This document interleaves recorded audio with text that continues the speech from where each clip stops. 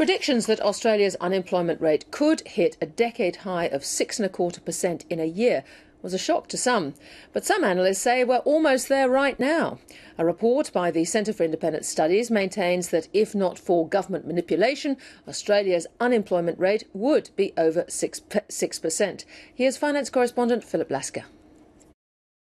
They are the numbers that enhance or diminish a government's reputation like no others.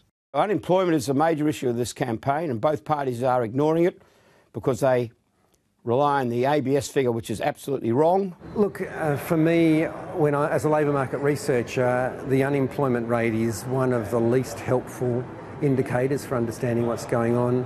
But for a government, the jobs numbers are a stark indicator of economic management, and researcher Andrew Baker has accused this government of sinister motives. The government has been manipulating the unemployment rate to reduce it such for their political benefit. Oh, I just think that's a ridiculous proposition. That's just not true. Everybody looks at the ABS numbers. So this is not about changing rules to make the unemployment look different. Andrew Baker says in 2009, as the global financial crisis hit, the government changed the activity test requirements for people on the dole. Those receiving New Start allowance and youth allowance in training courses were classified as non-job seekers, even though they were receiving unemployment benefits. And as non-job seekers, they're not required to look for work and therefore not counted in the unemployment rate. I estimate that the unemployment rate will be up to 0.5 percent points higher than it currently is. So with the unemployment rate at 5.7% at the moment, it would be closer to 6.2%. The number of non-job seekers on the New Start allowance, for example, has grown since 2009 compared to the number of job seekers receiving the allowance.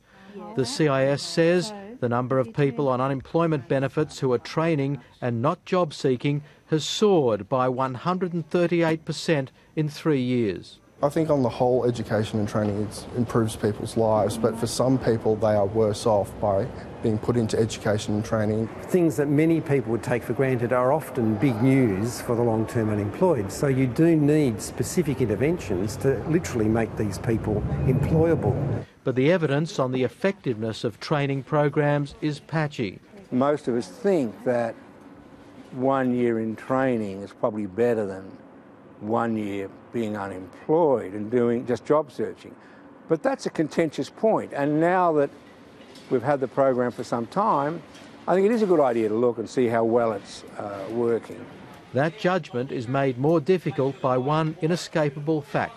It doesn't matter whether you change one funding guideline or not, there just isn't enough demand to employ all the people we've got.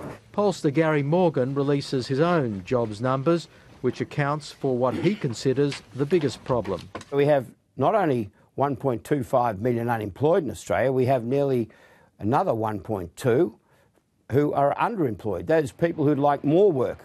It's an issue that hasn't escaped the Bureau of Statistics, regarded as one of the world's finest, which has plans to release more timely information on underemployment.